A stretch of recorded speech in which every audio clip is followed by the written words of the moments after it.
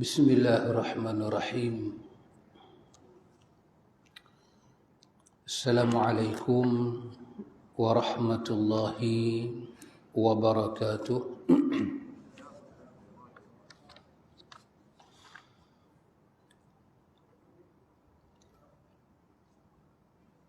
Alhamdulillah rabbil alamin.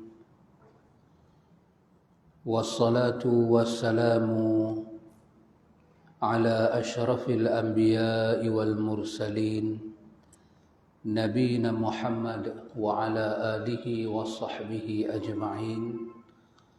Allahumma ati nafsi taqwaha wa zakkiha anta khairu man zakkaha anta waliyuha wa maulaha. Amin Allahumma amin. Amma ba'du. Ikhwatul iman, ikhwatu fid din, a'azakumullah wa uhibbukum fillah. Para penonton dan para jemaah yang dirahmati Allah Jalla wa Ala. Alhamdulillah, alhamdulillah, summa alhamdulillah. Ikhwan, alhamdulillah, biiznillah, ada ruang kepada kita fursah dalam majlis ta'lim. Kita cuba melihat ayat Allah Subhanahu wa taala yang Allah Subhanahu wa taala sebut, ya ayyuhalladzina amanu kutiba alaikumus siyamu kama kutiba alal ladzina min qablikum la'allakum tattaqun.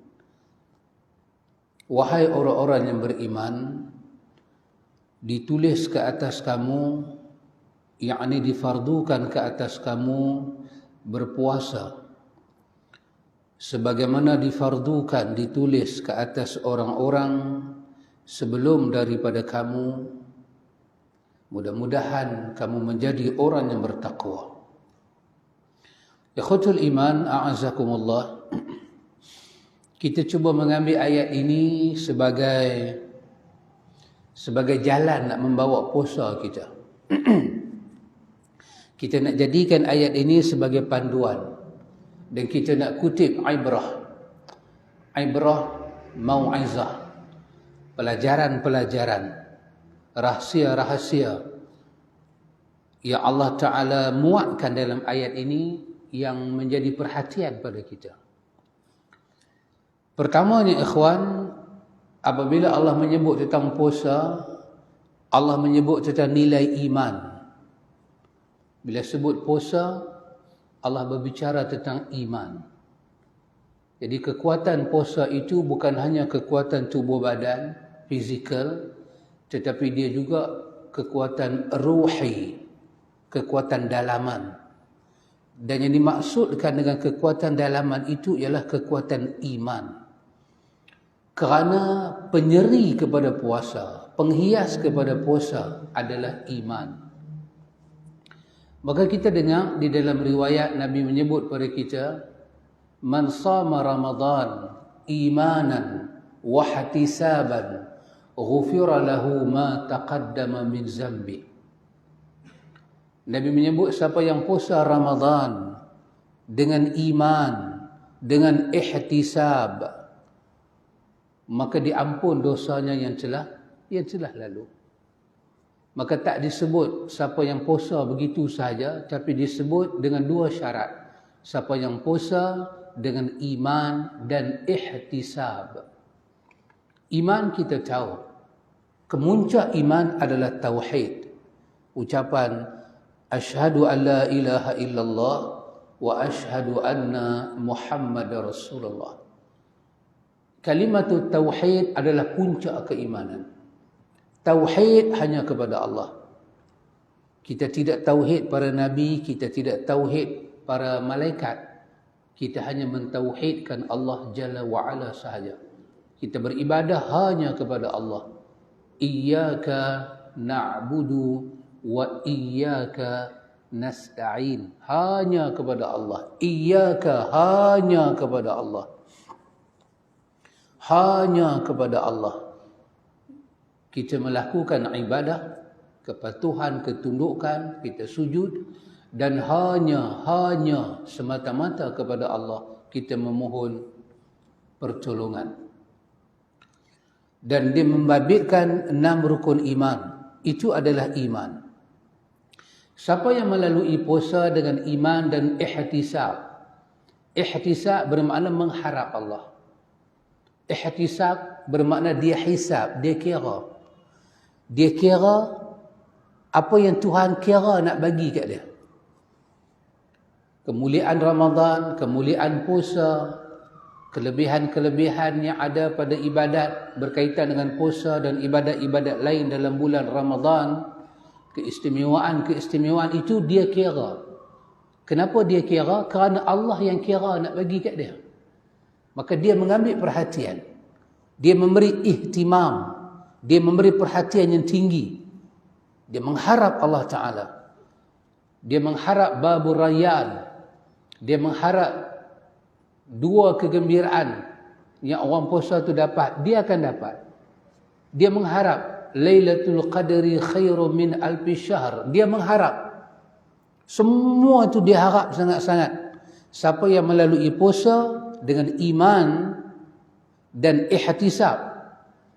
Kalau 2 tu benda memang ada sebagai bekal puasa secara ruhi, secara kekuatan dalaman dia, ruh dia, spiritual dia, maka Nabi bagi khabar gembira. Khabar gembira, Allah akan ampun semua dosa dia. Maka puasa itu akan membawa dia menuju jalan bertakwa. Maka ikhwan, pada bahagian pertama, kita melihat pada ayat ini, Allah berbicara kepada kita tentang iman. Quran kata, فَلَا تَمُوتُنَّ إِلَّا وَأَنْتُمْ مُسْلِمُونَ dalam Ali Imran. Jangan mati, melainkan mati dalam keadaan iman muslim. Sejak daripada para Nabi dulu, Allah menyebut, إِنَّ اللَّهَ اصْطَفَى لَكُمُ الدِّينَ فَلَا تَمُوتُنَّ إِلَّا وَأَنْتُمْ مُسْلِمُونَ. Allah pilih kepada kamu agama. Inna Allah astafa lakumuddin. Allah yang pilih Islam ini. Allah yang pilih kepada kamu din. Maka janganlah kamu tinggal din ini. Maka Allah cerita ruh kepada din ini ketika Nabi Yaqub bertanya kepada anak cucu dia. Ketika Allah cerita dalam surah Al-Baqarah, ucapan Nabi Yaqub kepada anak cucu dia, am kuntum syuhada'a idh hadara Yaqub al-maut. Allah kata, ingat tak kisah ketika Nabi Yaqub dia melalui hari-hari kematian dia. Dia kumpul anak-anak dia. Dia tanya pada anak-anak dia, ma ta'buduna min ba'di. Itu adalah ruh agama, ruh Islam, ruh iman. Sama dengan iyyaka na'budu wa iyyaka nasta'in. Ma ta'buduna min ba'di. Dia Nabi Yaqub, dan dia ada anak Nabi. Dia pun daripada bapa Nabi. Keturunan mereka itu para anbiya dan rasul. Dia tanya, Allah rekodkan. Allah sebut, dia tanya, ruh agama. Ma ta'buduna min ba'di. Esok kalau ayah mati, hampa nak sembah apa? Hampa nak beribadah kepada apa? Na'budu ilahaka wa ilaha abaika Ibrahim wa Ismail wa Ishaqa ilahan wahidan wa nahnu lahu muslimun. Baru dia lapang dada. Sedangkan dia ada anak Nabi. Anak dia akan jawab, kami akan sembah Tuhan engkau. Tuhan Ibrahim, Tuhan Ismail, Tuhan Ishaq, Tuhan yang Esa. Dan kami akan menyerah diri pada dia. Baru dia lega. Ini adalah ruh agama, ikhwan.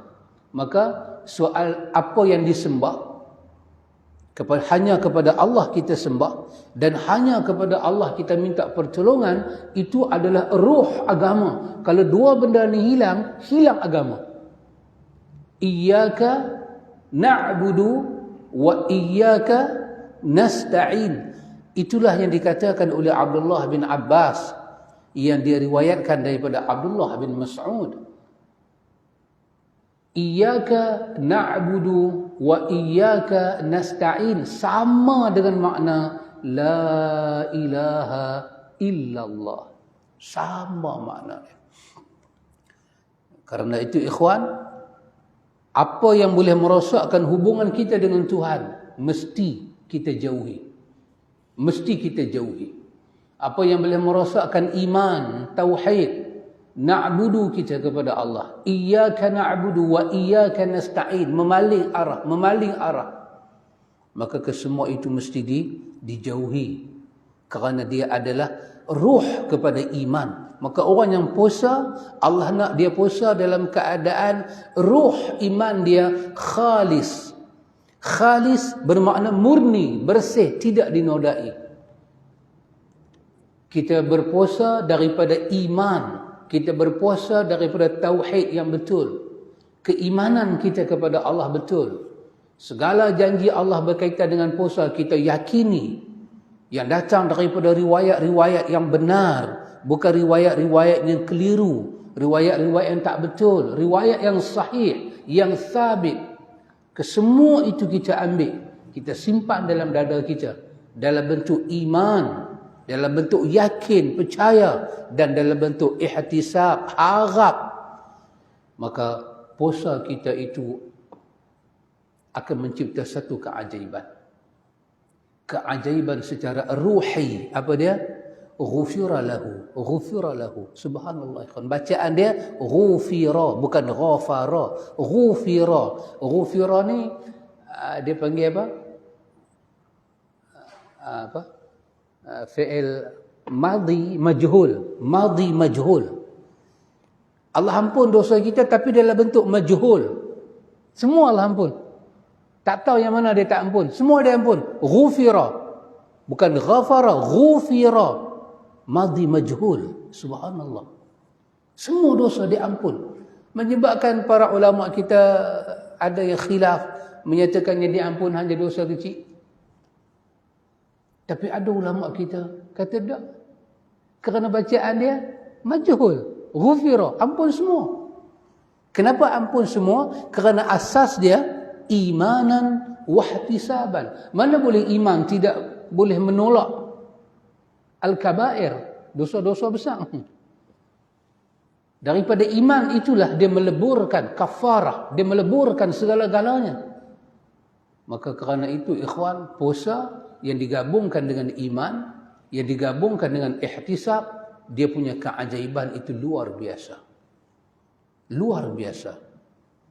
Imam kita, Hujjatul Islam, Imam Ghazali rahimahullahu ta'ala, dia kata apa? Dia kata kedahsyatan iman ini, kedahsyatan hadis ini yang menyatakan man sama Ramadan imanan wa ihtisaban ghufira lahu ma taqaddama min zambi. Dia kata kedahsyatannya ialah, cuba bayang, dia kata, kalau yang puasa itu seorang anak yang ada iman, maka anak ni automatik jadi saleh.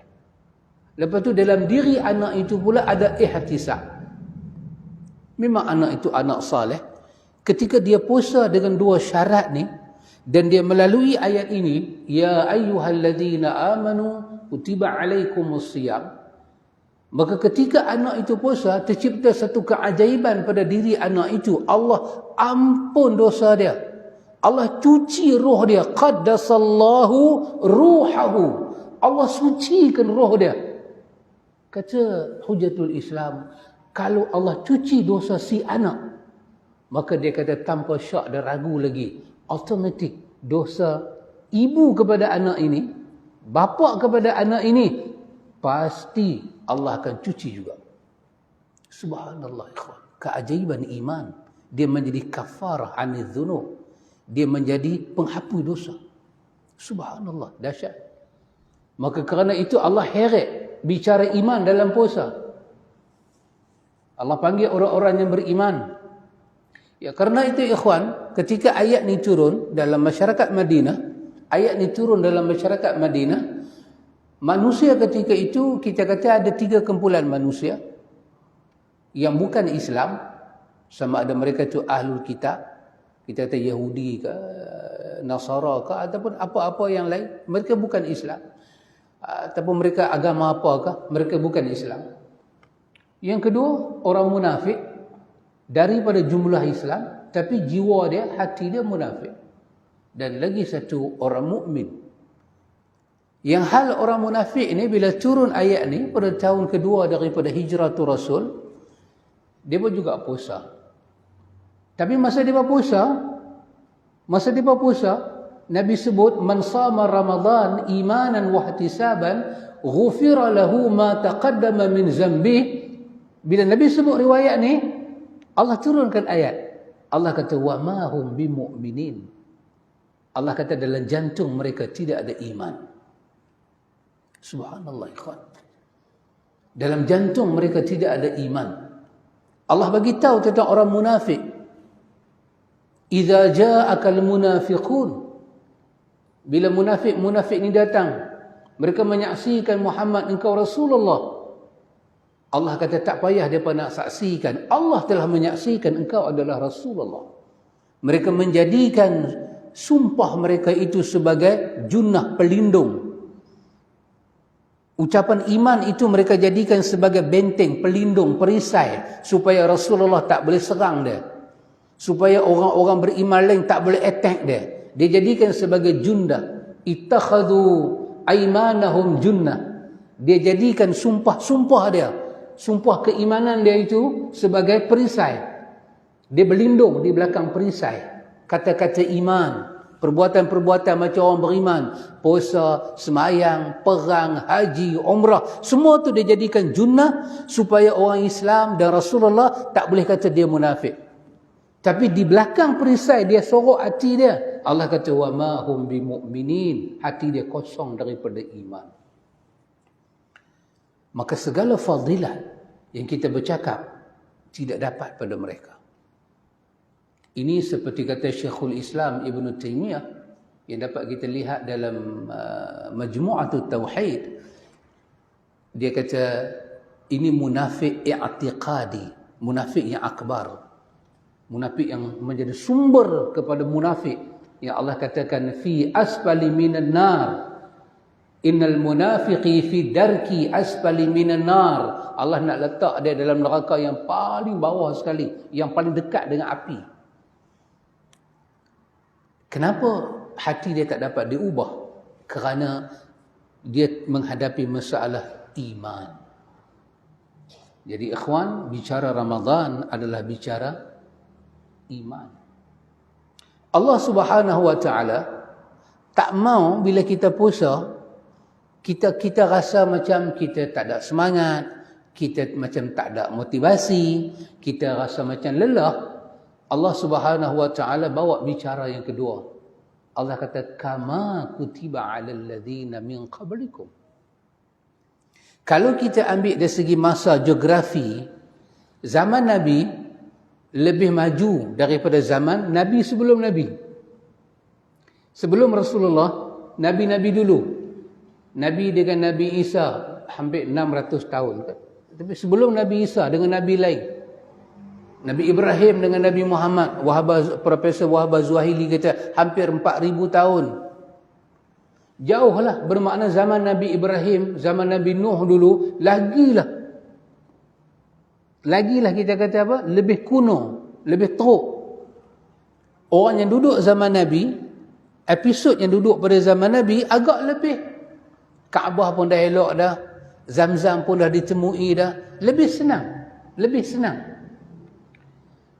Ketika itu Allah turunkan ayat ini, kama kutiba 'alal ladzina min qablikum. Merawat diri kita supaya tidak rasa saqilah, kita rasa beban, rasa berat. Allah kata tak. Bayangkan orang dulu yang hidup pada zaman sebelum daripada engkau, mereka ada nabi, mereka pengikut kepada nabi dan rasul dulu, Allah telah suruh mereka puasa.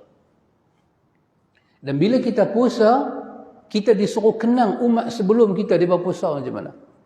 Mai dalam episod kita ini ikhwan, kita punya masa ini kita kena banding dengan zaman Nabi.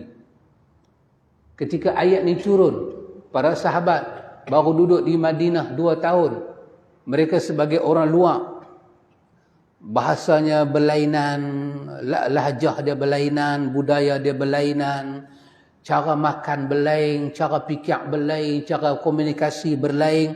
Mereka masuk ke Madinah. Mereka dipanggil muhajir, orang Madinah, orang Ansar. Maka orang muhajir nak masuk 2 tahun, turun ayat ni puasa. Kita disuruh tengok mereka puasa lagu mana. Tengah-tengah puasa ada kejadian-kejadian yang lain. Ada peristiwa-peristiwa yang lain. Kama kutiba 'alal ladina min qablikum, sentiasalah kita merenung nikmat Tuhan yang turun kepada orang sebelum daripada kita. Kena tengok orang sebelum daripada kita, macam mana mereka melaksanakan perintah Allah dengan zaman mereka, kondisi mereka, bebanan hidup mereka, cara mereka hidup, keperluan mereka hidup, daerah mereka hidup, geografi mereka, kemudahan mereka, apa yang mereka boleh hidup ketika itu. Dan mereka telah pun menegakkan sama Ramadan, puasa Ramadan. Subhanallah ikhwan, bila itu naluri Al-Quran, naluri kalamullah mengingatkan kita, kama kutiba 'alal ladzina min qablikum, dia akan jadi suatu kekuatan ruhi kepada kita. Masa kita terlebih pendek daripada masa mereka. Kita tak duduk satu negeri yang 4 musim. Kita duduk negeri yang khatulistiwa, musim dia sama je. Habis kita kemarau, tengkujuh. Itu saja. Kemarau, tengkujuh. Hujan, panas. Hujan, panas. Banjir, hujan. Tak hujan langsung. Tak hujan langsung, banjir. Itu musim kita. Itu musim kita. Tapi musim mereka, Quran kata rihlata syita'i wa saif. Ada syita, ada saif, ada rabi', ada har. Panas-panas sungguh. Ada musim sejuk, sejuk sungguh. Syita, sejuk sungguh. Saif, panas. Tapi dia boleh puasa. Dia boleh puasa. Maka kerana itu Allah sendiri yang bagi kepada kita kekuatan ruhi, kekuatan dalaman nak puasa. Allah yang suruh kita tengok orang dulu. Kata Allah dalam surah Hud, ma nuthabbitu bihi fuadak. Supaya kamu tengok cerita orang dulu ni, nuthabbitu bihi fuadak, hati kamu jadi tenteram. Nuthabbitu bihi, sabitlah dengannya fuadak, fuad, hati kamu, jantung kamu, emosi kamu, syuur kamu, perasaan kamu itu nuthabbitu bihi. Dengan kisah itu nuthabbit, hati kamu jadi tenang, damai. Kamu tengok mereka. Maka pasal tu ikhwan, kita akan tengok bila kita duduk dengan syekh, depa lagi 3 bulan start daripada bulan Rejab. Syekh akan bercerita tentang orang-orang dulu puasa dah. Dia dah marhaban ya Ramadan. Dia dah start dah. Kita tak start lagi. Kita dah 15 Ramadan, 15 Syaban, baru kita nak susun program, nak itu, nak ini. 1 Rejab kita tengok Syekh akan buka tentang apa? Tentang Hilyatul Awliya, Hilyatul Salihin. Dia akan buka macam mana orang saleh hidup dengan Ramadan, macam mana orang para aulia dulu. Aulia yang aulia sungguhlah, bukan aulia kalang kabut ni. Aulia sungguh ni. Cerita orang-orang saleh, kita dengar cerita Yazid Ar-Raqashi. Kita dengar cerita Syekh Ma'ruf Karhi.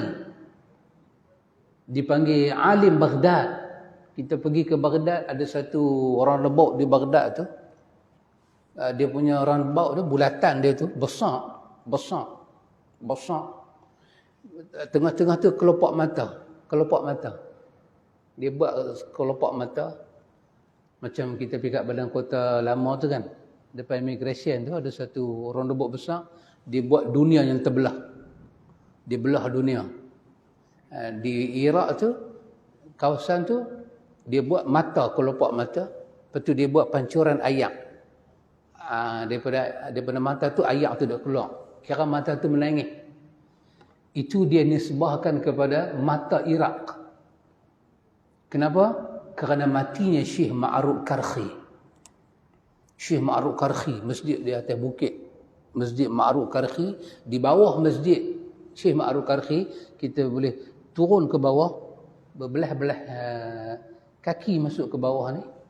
Di situ ada muktamar para awliya. Dia ada mihrab wali-wali dalam tu. Kita turun macam turun ke telaga, turun dengan anak tangga ke bawah tanah. Lebih kurang tinggi macam ni, turun. Dalam tu ada mihrab. Saya ingat tak silap saya dalam 9-10 mihrab daripada tanah. Lepas tu ada satu laluan terowong. Jauh, kita nampak gelap tapi telah ditutup. Katanya dahulu adalah jalan yang Syekh Ma'ruf Karhi korek daripada Iraq ke Madinah. Dia korek. Kata mereka lah. Tapi itu masih ada lagi. Dan di situ ada bilik-bilik para wali bersidang di situ. Ceritanya lah. Sampai hari ini sejarah tu ada. Jadi siapa nak bermalam? Saya bermalam semalam dalam satu rak tu. Oh, jangan ceritalah. Jadi wali lah kita. Malam dalam rak wali. Tu balik jadi lagu ni wali. Jadi di situ dikatakan persidangan para wali zaman Syekh Ma'ruf Karhi. Tu bila dia mati dibayangkan dekat roundabout nak naik ke masjid dia tu, satu Iraq menangis. Dan kita akan dengar cerita dia. Adalah manakib dia yang dongeng, ada manakib dia yang benar. Manakib yang benar ni macam mana dia sambut Ramadan Al-Mubarak. Sambut Ramadan Al-Mubarak. Masuk satu Rejab, dia akan tukar baju dia. Dia pakai baju putih, dia pakai serba putih. Orang akan nampak dia lebih ceria. Orang akan tanya dekat dia apa hal. Dia akan kata, hampa tak dapat tengok apa yang aku tengok? Tak dapat bau apa yang aku bau? Dia kata, rih Ramadan, rih Ramadan. Dia kata, angin Ramadan. Angin Ramadan. Telah datang angin Ramadan. Cara dia seronok dengan kedatangan Ramadan. Daripada semua orang miskin, orang susah, ikhwan. Pergi rumah Syekh Ma'ruf Karhi, kita tengok miskin rumah dia buat daripada tanah liat. Tetapi mereka ada jiwa yang kaya. Sambut Ramadan. Mereka selalu tengok orang sebelum daripada mereka. Ya subhanallah ikhwan. Pasal itu persiapan Ramadan. Persiapan ruhi. Melihat orang-orang salih. Melihat kepada para sahabat. Melihat kepada Abu Bakar. Melihat kepada Umar. Ya subhanallah. Subhanallah. Kita boleh tengok dalam bidayah. Ucapan daripada Abu Bakar. Ucapan daripada Umar berkaitan dengan Ramadan sangat dahsyat. Dia bagi tahu lagi 3-4 bulan nak sambut Ramadan. Abu Bakar sebagai Amirul Mukminin berpesan kepada rakyat dia dalam khutbah dia, dalam percakapan dia. Dia berpesan, kita akan dinaungi bulan azim, kita akan dinaungi bulan mubarak. Berpesan lagi 3-4 bulan Ramadan nak sambut. Dia pun seronok sungguh ikhwan. Dia pun ada jiwa yang farah wa surur. Dia pun ada jiwa yang gembira dan seronok dengan kedatangan Ramadan Al-Mubarak. Lepas itu ada bahagian daripada Quran. Kama kutiba alal ladina min qablikum. Ya ikhwan. Kita pun kena ubah ikhwan. Bila dekat-dekat nak main puasa, banyak kena bercakap pasal Ramadan. Pasal Ramadan ni memang lagu tu ikhwan. Sekejap lagi dia nanti pergi. Kita nanti lupa kan.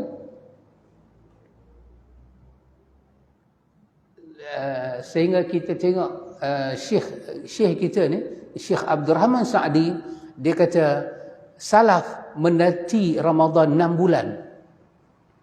6 bulan mereka nanti Ramadan. Sebelum Ramadan mai tu 6 bulan mereka dah tunggu dah Ramadan. Kalau 6 bulan, sejak bulan bila dia tunggu?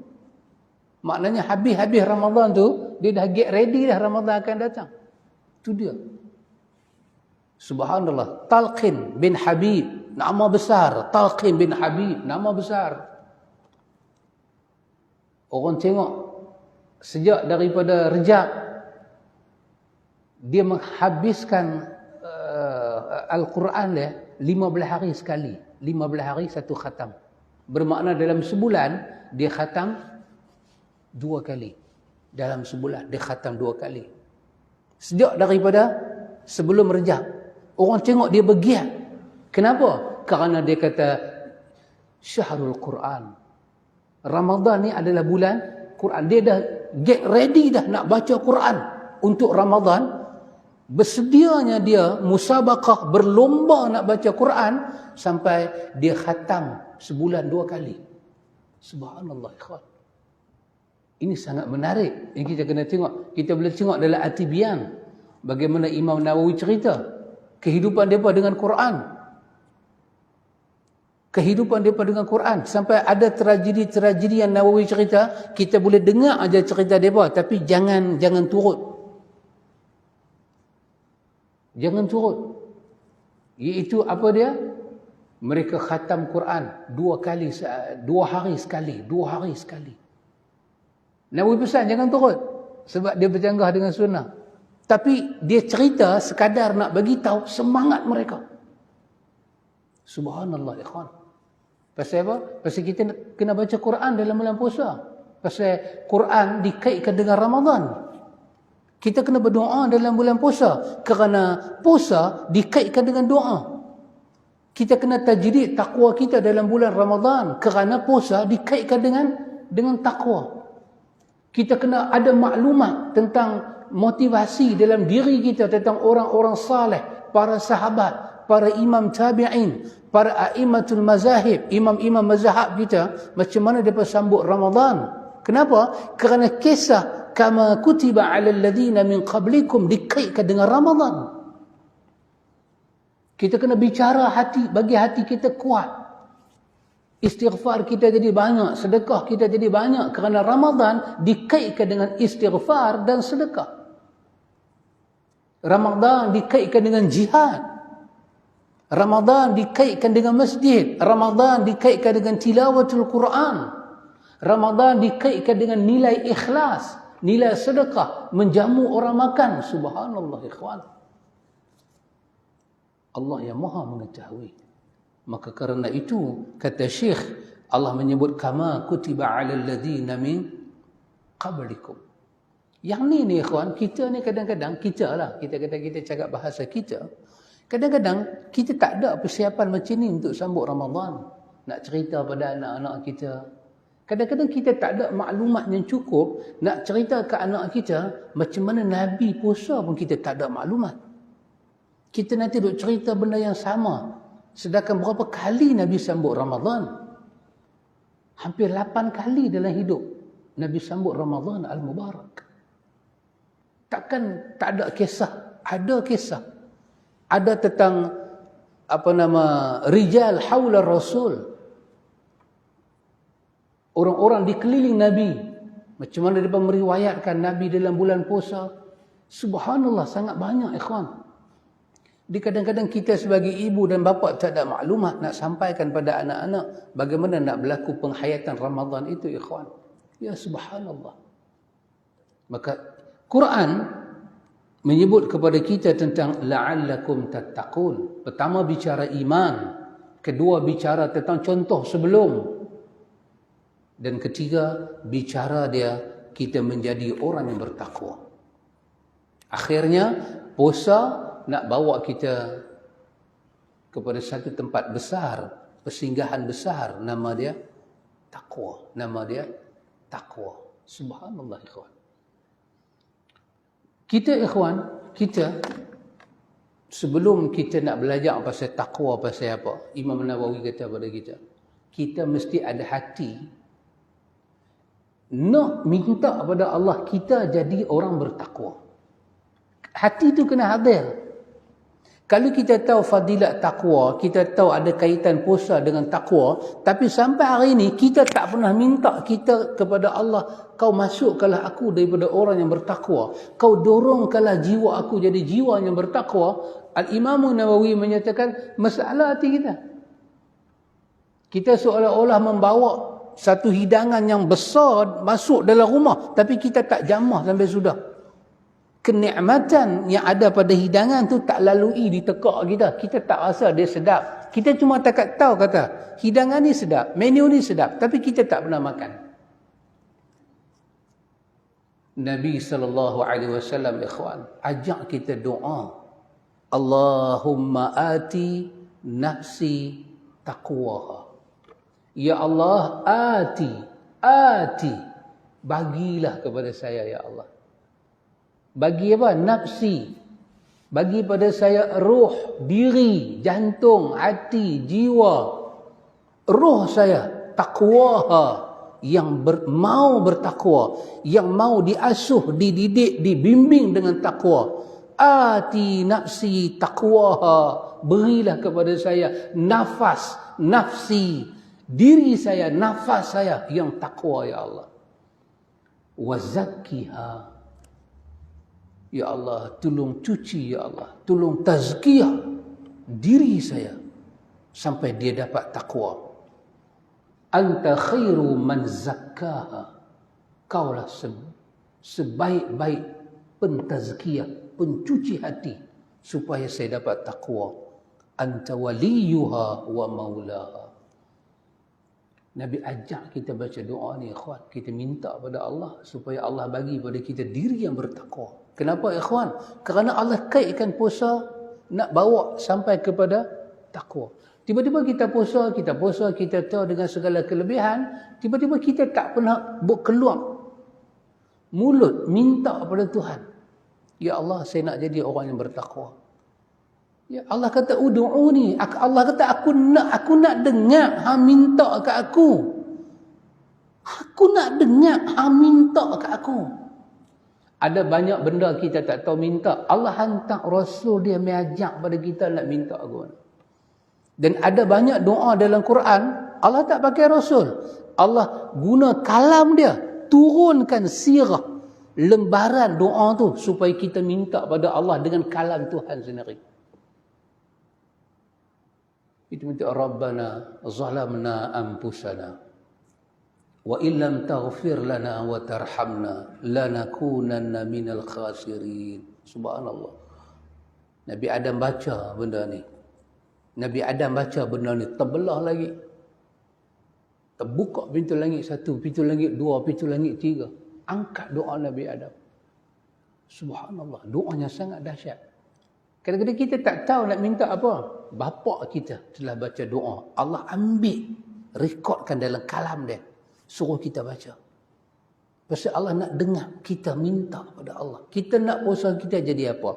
Kita nak jiwa kita jadi apa? Kita disuruh minta pada Allah. Sebelum kita nak minta puasa kita jadi apa, kita kena baca dulu ayat Quran. Bicara Quran tentang puasa tu ke arah mana?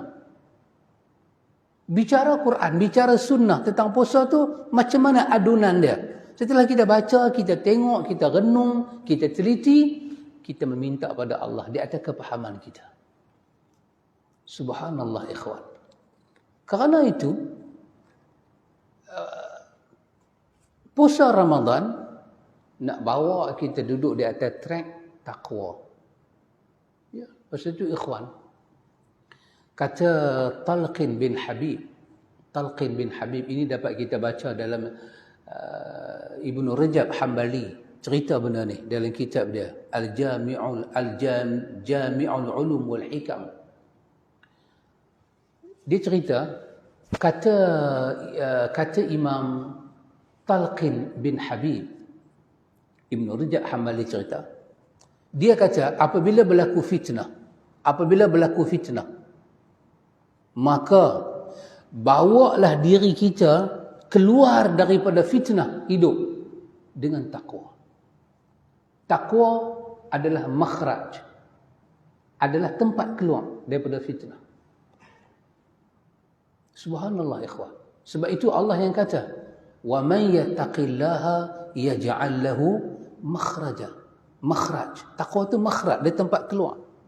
Hidup ni ada fitnah, ada ujian yang melanda kita. Bila ada ujian dalam hidup, keluarkan diri kita daripada fitnah besar itu, ujian itu, dia kata dengan takwa. Orang tanya kat dia, takwa macam mana? Yang takwa itu boleh buat kita keluar daripada fitnah. Ini Ibnu Rajab Hambali sangat teruja dengan jawapan dia tu. Dia simpan jawapan dia dalam kitab dia, Jami' al-Ulum wal Hikam. Masuk Syekh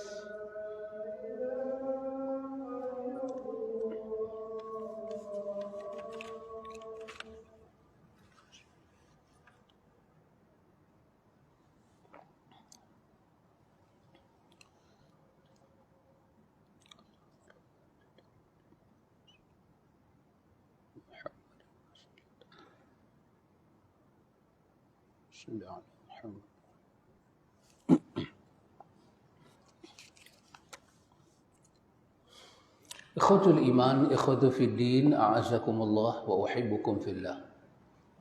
Ikhwan, kata Imam Talqin bin Habib, apa dia kata? Dia kata takwa itu adalah makhraj. Makhraj, jalan keluar kepada fitnah hidup. Fitnah hidup. Fitnah bermakna ujian hidup. Ujian kita tak sama, ikhwan. Ujian kita tak sama. Namun, takwa dia adalah makhraj. Bila berlaku fitnah hidup, ujian hidup, bawa diri kita kepada takwa. Orang tanya kepada Talqin bin Habib, takwa macam mana maksudkan? Tengok dia jawab apa, ikhwan. Pertama dia kata, takwa itu ada dua bahagian. Bahagian yang pertama, an ta'mala bi ta'atillah ala nurin min Allah wa tarju thawab Allah. Ini bahagian pertama. Takwa bahagian pertama dia kata adalah bahagian an ta'mala bi ta'atillah, dalam bentuk kau beramal taat pada Allah. Itu memang makna takwa, melaksanakan perintah, sama ada perintah wajib atau perintah sunat. Masa melaksanakan perintah Allah Ta'ala itu ala nurin min Allah, pastikan ketaatan kita pada Allah Ta'ala yang kita duk taat, semayang, puasa, terciptanya nur ketaatan itu dalam diri kita. Yang sehinggakan dengan nur panduan cahaya, kita taat pada Allah, kita duk semayang, kita duk zikir, kita duk dalam bentuk ketaatan pada Allah, kita sedekah, kita baca Quran, ini semua ketaatan. Kita kena rasakan ketaatan itu mencipta nur, cahaya dalam hati. Yang cahaya dalam hati itu, dia membuka kepada mata kita dan akal kita, hati kita, tarju thawab Allah. Kita sangat mengharapkan segala ganjaran dan kurnia Allah. Pastikan rentak kau taat pada Allah, rentak macam tu dia kata. Barulah dia jadi makhraj, dia jadi jalan keluar daripada fitnah hidup. Ketaatan kita pada Allah kita kena periksa, kita kena introspeksi diri, muhasabah diri, kita dapat tak rasa dengan taat ini nur, cahaya. Cahaya maksud dia apa, ikhwan? Terbayang tempat macam ni duk ada, tiba-tiba blow. Bukan kata blow, tutup lampu. Gelap. Abeli nampaklah, Abeli tak ada cahaya pun, nampak ada nur. Ustaz Nan jangan cakap lah. Ustaz Nan memang nampak. Saya, masalah saya tak nampak. Dengar suara. Bila gelap, tiba-tiba puk datang cahaya. Light. Automatik kita nampak. Tepi ada apa? Sini ada apa? Ujung ada apa? Dia hilang raba. Ketaatan pada Allah yang kita duk semayang, kita duk puasa, sampai ketaatan dalam bentuk ikhlas niat kita pada Allah, dia mencipta satu cahaya. Kata, terbuka satu pandangan. Pandangan nak mengharapkan Allah. Mengharapkan Allah. Kita tak nak ketaatan kita ni sia-sia. Seperti doakan Nabi ajak pada Ummu Salamah, Allahumma ajurni fi musibati. Ya Allah, janganlah musibahnya aku tanggung ni jadi sia-sia. Melainkan kau kena beri ganjaran di atas musibah. Kalau kau tahan ganjaran, maka sia-sialah musibahnya aku tanggung, ya Allah. Ketaatan kita itu nur minallah, mendapat cahaya daripada Allah. Nur, cahaya. Cahaya ilmu. Cahaya tazkiyah, asuhan guru. Diasuh kita. Diberi penjelasan sampai hati kita terbuka. Kita nampak. Wal akhiratu khairun liman ittaqa. Akhirat itu sentiasa menjadi benda terbaik pada orang yang ada jiwa takwa. Dan kita mengharapkan semua yang ada terhadap perkataan Tuhan, janji Tuhan, kepada ketaatan yang kita lakukan itu. Ini bahagian pertama. Bahagian kedua dia kata, wa anta taruka ma'siyatallah ala nurin minallah takhafu iqab Allah. Bahagian kedua, bahagian kau menjauhi larangan dia. Kau tinggalkan larangan dia.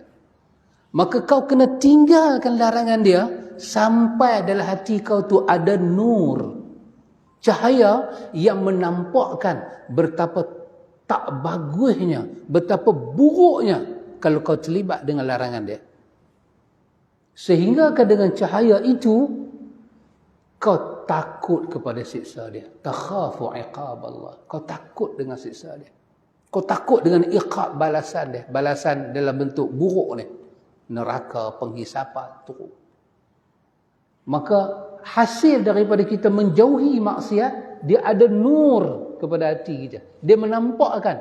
Kenapa kita jauhi maksiat? Maksiat tak ada yang baik. Maksiat tak ada yang bagus. Maksiat tak ada yang elok. Untuk roh kita, untuk jasad kita, dunia kita. Tidak ada kebaikan. Sehingga kan dengan itu, mata hati kita terbuka untuk takut kepada iqab Allah, balasan buruk di sisi Allah. Kata Talqin bin Habib, kalau kau boleh takwa kepada Allah dengan cara ini, dia kata, kau akan melihat takwa itu sebagai makhraj. Ya subhanallah. Kenapa ikhwan? Kerana Allah kaitkan la'allakum tattaqun. La'allakum tattaqun. Supaya kamu jadi orang yang bertakwa. Ya ikhwan.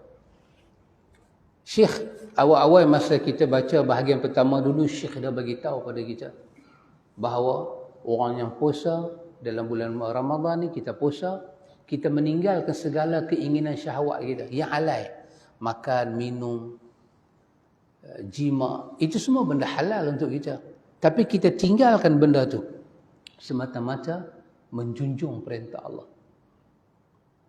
Maka kita melaksanakan konsep takwa, melaksanakan perintah Allah, menjauhi larangan dia. Maka kita kena asuh hati kita sampai kita dapat nur. Kita mentaati Allah dalam bentuk ni. Daripada orang bang subuh sampailah orang bang maghrib, kita menjauhi sedapat mungkin, semaksimum mungkin, menjauhi sekarang al-muftirat, benda yang boleh merosakkan puasa kita. Maksimum kita bekerja keras. Untuk apa ikhwan? Tak ada sebab lain. Untuk takarub diri pada Allah. Kita nak dekat roh kita dengan Allah. Nak bawa roh kita dekat dengan Tuhan. Jasad kita diheret turut sama. Supaya kita dapat la'allakum tattaqun. Ya ikhwan. Subhanallah. Kerana itu ikhwan, ada satu perkara yang Allah bagi kepada orang yang bertakwa ini ikhwan, yang kita diberi ingat oleh Allah sendiri dalam ayat dia. Allah bagi tahu tentang hubungan puasa dengan takwa ni. Allah kata pada ayat 27 dalam surah Al-Maidah. Allah kata innama yataqabbalullahu minal muttaqin. Subhanallah. Allah kata sesungguhnya Allah hanya menerima amal-amal kebajikan, korban, haji, umrah, sembahyang sunat, sembahyang fardu hanya daripada orang-orang yang bertakwa. Lain daripada orang yang bertakwa, kalau mereka melakukan apa-apa, Allah tak terima secara mutlak. Allah tapih habis-habisan. Tapi daripada orang yang bertakwa, innama sesungguhnya yataqabbalullah minal muttaqin. Allah taqabbal, Allah makbul, Allah terima daripada orang yang takwa. Siapa dia orang yang bertakwa? Ingat balik yang Talqin bin Habib sebut tadi. Jadi, kalau kita puasa, pada awal lagi setiap puasa, kalau kita puasa, kita tak ambil jalan takwa, maka sayang. Kita akan dapatlah puasa tu, kelebihan-kelebihan tubuh badan tu kita dapat. Tetapi puasa itu sebagai tazkiyah, menuju takwa, meraih takwa, kita tak dapat. Pasal itu ikhwan, saya fikir belajar tentang peradaban puasa itu lebih payah daripada kita nak belajar fiqh puasa. Fiqh puasa, apa yang tak boleh buat, apa yang boleh buat, rasanya itu lebih mudah. Tak sengaja makan, batal tak puasa. Bangkit sok, lepas tu bangkit sok tak ada makan sok. Saya bangkit sok tapi tak ada makan sok, orang bang, saya boleh tak puasa? Rasanya taklah susah mana nak jawab. Soalan tu kira tak mau puasa lah. Bangkit sok tapi tak makan sok, boleh tak puasa? Tu kira tak mau puasa. Dia pun tahu makan sok tu hukum apa. Rukun puasa bukan makan sok. Rukun puasa tu niat. Dia tahu. Tapi yang susahnya ialah peradaban dalaman tadi. Ya ikhwan. Peradaban dalaman tadi. Nak membentuk nur. Allahu Akbar ikhwan. Yang ni yang sangat dahsyat ikhwan. Kerana tu ikhwan, kita tahu satu hari Nabi sebut pada Sa'ad bin Abi Waqqas dalam riwayat Imam Ahmad, kata Ahmad Syakir, hadis ni hadis yang sahih. Dalam riwayat Muslim, Nabi sebut kepada Sa'ad bin Abi Waqqas, Nabi kata tentang 3 orang hamba yang Allah cukup sayang kat mereka. Ada 3 orang hamba Allah cukup sayang. Jiwa ni. Ini konteks jiwa. Kata innallaha yuhibbul 'abd. Allah sangat sayang, sangat cinta kepada hamba. Tak kira lah dia miskin ke dia kaya. Dia hamba Allah yang muslim, yang berjalan menuju Allah. Kalau dia ada 3 sifat ini. At-taqi, al-ghani, al-khafi. Subhanallah. Bulan puasa ikhwan, dia bawa medan ini pada kita. Apa dia? Allah sangat mencintai. Allah sangat mencintai hamba dia. Hamba yang mana? At-taqi. Hamba yang berjuang untuk takwa. Subhanallah ikhwan. Hamba yang berjuang untuk takwa. Rupanya takwa satu perjuangan. Jangan main-main. Kita dengar mudah aja. Melaksanakan perintah, menjauhi larangan. Nak melaksanakan dia tak semudah kita ucap. Tak semudah. Tak mudah. Jadi kita kata jom pergi kuliah. Jom pergi kuliah tak semudah dengar kuliah. Ke-9 pun tak berhenti lagi. Ini satu perjuangan. Ini nak berhenti pergi ubah pula. Kaki sambil lenguh, mamak tu buat tak tahu. Cakap lagi. Ya, perjuangan. Perjuangan. Ya, jom pergi semain Jumaat. Ya. Main semain Jumaat tak semudah pergi. Orang kata jom pergi semain Jumaat. Khatib nak baca khutbah. Kena khatib bersemangat. Khatib hari tu dia kena semangat.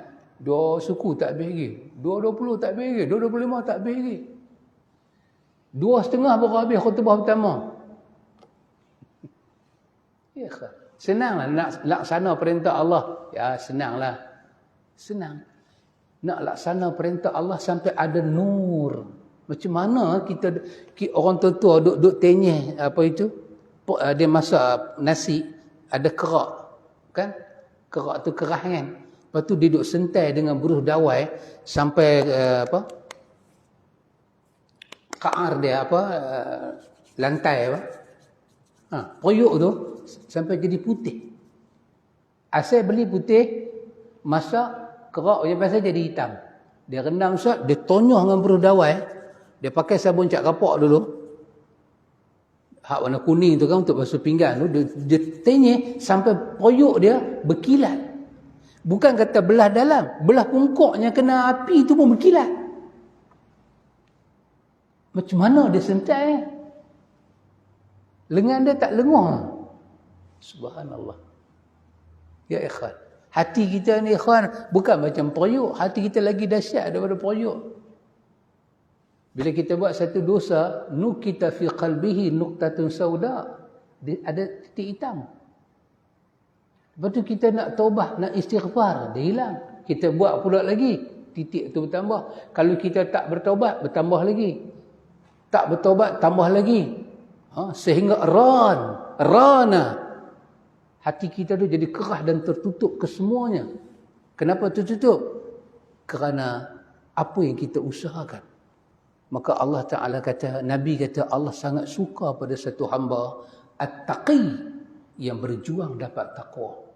Yang kedua, Al-Ghani. Allah suka kepada hamba yang ada jiwa ghani, jiwa cukup, jiwa kaya, jiwa cukup. Dia cukup, dia ada jiwa besar. Dia miskin, tapi jiwa dia macam orang kaya. Orang tanya, siapakah ulama yang berjiwa kaya? Tanya, siapakah ulama yang berjiwa kaya? Mereka kata nak lihatlah Sufyan Tsauri. Sufyan Tsauri ni susah. Miskin dia, tapi dia tak pernah kaplah dengan miskin dia. Orang tu Sufyan hang susah, hang sakit. Dia kata yang sakit aku, yang susah aku, tapi Tuhan aku kaya. Tuhan aku penyembuh. Apa yang aku takut? Ikhwan bukan boleh saja-saja jawab lagu tu, ikhwan. Saja-saja pergi jawab depan orang lagu tu. Saya tak takut apa, tak ada apa-apa, saya miskin pun tak apa. Tuhan saya kaya. Orang balik kita menangis seorang-seorang. Sufyan Tsauri boleh tenang. Dia kata, kenapa aku takut miskin sedangkan Tuhan yang menjadikan aku itu ghani, dia kaya. Jadi apa saja benda aku nak, aku minta lah kat dia. Nabi Ibrahim kan ulang benda tu. Wa iza maritu fahuwa yashfin. Yang sakit aku, tapi Tuhan aku penyembuh. Apa yang aku takut? Nak dapat. Oh, Al-Ghani. Allah suka, Nabi kata, hamba yang ada hati ghani. Hati dia, hati kaya. Ghina nafsi. Dalam hadis Tirmizi, ghina nafsi. Kaya hati dia. Dan yang ketiga, Allah suka siapa dia? Al-Khafi. Al-Khafi. Hamba yang dia suka buat banyak kebaikan, tapi dia suka sembunyi, dia suka sorok. Dia suka sorok. Dia dengan Tuhan, dia suka sorok. Kadang-kadang Allah bagi khabar gembira pada orang beriman. Yang dia sorok-sorok tu Tuhan beritahu pada orang. Subhanallah, ikhwan. Ikhwan, ini semua adalah perjuangan kita, ikhwan. Quran kata, akhir daripada surah Al-Ankabut. وَالَّذِينَ جَاهَدُوا فِينَا لَنَهْدِيَنَّهُمْ سُبُلَنَا. Allah kata, siapa berjuang, kami tunjuk jalan. Kepada siapa Allah tunjuk jalan? Kepada pejuang. Yang tak berjuang tak masuk. Oh, dahsyat, ikhwan. Siapa akan dapat ilmu? Orang yang mencari ilmu. Tak cari, tak dapat. Kata Imam Malik kan, ilmu tak dapat dengan memanjakan tubuh badan. Al-ilmu yu'ta wa la ya'ti. Ilmu tu kamu datang pada dia, bukan dia datang pada kamu. Kamu tak akan dapat ilmu kalau kamu harap ilmu datang pada kamu dan dengan manja diri, tak mau susah, tak mau pening kepala mengapai, tak mau buat homework, kamu tak dapat ilmu. Tengok orang mengaji universiti je, mengapai, kita belajar nahwu sorab macam mana sampai botak kepala. Minggu tu tengok budak-budak sekolah Arab buka botak kepala, tahu nak periksa tu. Mengaji tahun pertama, mengaji tahun kedua, mengaji tahun ketiga. Nak periksa tahun keempat. Nak periksa nahwu, sarah, balaghah. Nak kena ingat. Matan Ibnu Malik. Oh. Susah. Susah ke? Susah. Bukan susah. Susah. Memang susah betul. Kalau takat dia kata susah tak apa. Dia kata susah. Oh, memang susah. Tapi tak manja. Tak manja dia. Mengapai. Orang lain duk happy dengar lagu. Dia mengapai. Dia duk mengapai, duk makan. Duk ingat matan jurmiyah tu. Awamil dia. Apa kalimah-kalimah yang menyebab perubahan baris harakat di belakang tu. Duk kena ingat. Duk kena ingat ropok. Lagu mana nasab. Lagu mana khafat. Lagu mana. Duk ingat. Orang lain semua duk hoha-hoha. Dia tak boleh. Dia tak manja diri dia. Dia tak manja fikiran dia. Dia berjuang. Akhirnya orang yang senang, orang yang bersenang-senang tak dapat, dia yang susah payah dia dapat. Maka Allah kata, وَالَّذِينَ جَاهَدُوا فِينَا لَنَهْدِيَنَّهُمْ سُبُلَنَا. Kita berjuang. Kita main kuliah ni, ikhwan, termasuk saya, kita main kuliah. Kita perjuang tak kepada takwa kita. Kalau kita perjuang, kita akan dapat nur takwa. Tapi kalau kita bukan pejuang, maka kita tak dapat apa-apa. Ustaz Nan selalu kata kan, contoh kita nak tengok kita ni pejuang tak pejuang dalam beragama, faham agama tak faham, ni saya ambil daripada Ustaz Nan. Ustaz Nan duk ada, saya boleh. Kalau Ustaz Nan tak ada, saya tak ambil pasal duk ada. Ustaz Nan kata apa? Nak tahu kita ni faham dak agama, tunggu hari anak kita kahwin. Masa tu tahu agama ada tak ada dalam rumah tangga kita. Saya, Ustaz Nan kata tu, saya 3 hari dah tidak. Saya duduk fikir, anak yang pertama dulu kahwin, anak kedua, anak ketiga. Teringat pula saya kahwin. Bila saya kahwin, saya lupa nak kena kahwin pula. Nak bagi ingat macam mana penuria itu buat. Nak tahu kita ni, kita duduk belajar ni, kita duduk belajar agama siang malam pagi petang. Nak tahu agama tu ada dalam diri kita dan dalam diri anak-anak kita, keluarga kita. Tunggu hari kahwin. Tunggu hari kahwin. Boleh tak compliance syariah? Boleh ke tak boleh? Kita ada pakcik kan? Pakcik bila nak buat kenduri kahwin, dia pergi belah perempuan, telefon belah perempuan, bagi tahu kenduri kahwin yang dia nak tu macam mana. Saya mengaji lagu ni, saya mengaji lagu ni. Ini dalam sunnah saya mengaji macam ni. Kita bagi kenduri kahwin kita sama. Tak mau belah sini ada apa? Ada gedebang-gedebung.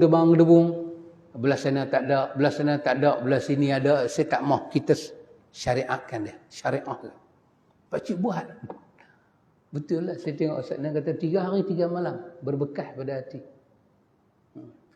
Orang mursyid bercakap ni lain macam. Orang mursyid lain macam. Orang mursyid tak cakap pun dah lain macam. Tambah kalau dia bercakap. Oh, lain macam. Lain macam. Subhanallah. Betul lah. Tunggu. Kita nak tengok agama pada diri kita. Kita belajar. Tunggu hari anak kita kahwin. Ya Allah. Kata, mak kata tak mau pelamin. Tak boleh buat apa. Anak mau. Anak mau. Anak mau. Anak mau. Anak siapa tu? Katanya anak mau. Saya kadang-kadang ustaz baru parking kereta, dia main ada ustaz ni budak-budak. Kita pun tak tahu apa dia budak-budak tu mau. Dia main selotong dah. Dia takut ustaz buat bahan ceramah. Dia main selotong awal-awal. Ustaz budak-budak punya mau. Semua duit depa bukan duit saya. Saya pun tak ada kata apa. Mak depa apa mau. Mak budak-budak tu siapa dia? Bini hang lah. Budak-budak tu siapa dia? Anak hang lah. See? Sebenarnya siapa yang mau? Alamatul rida, as-sukut alamatul rida. Ya betul. Betul ikhwan. Allah akan uji kita. Kita pejuang atau tidak pejuang, Allah uji kita. Allah uji kita. Kepentingan agamakah yang duduk di atas? Kepentingan hawa nafsu kah? Pasal itu puasa, dia suruh kita tinggal kepentingan makan, minum. Semata-mata mendekat diri pada Allah. InsyaAllah ikhwan, kita akan bicara lagi tentang ayat ini pada minggu-minggu yang mendatang ini. Kesemua kita lihat ayat ini. Kita lihat pula apakah hubungan puasa dengan nilai keikhlasan dan kesabaran berdasarkan ayat-ayat Allah. Wa ila liqa hayakumullah barakallahu fikum. Subhanakallahumma wa bihamdika asyhadu an la ilaha illa anta astaghfiruka wa atubu ilaih. Wassallallahu ala nabi Muhammad walhamdulillahi rabbil alamin.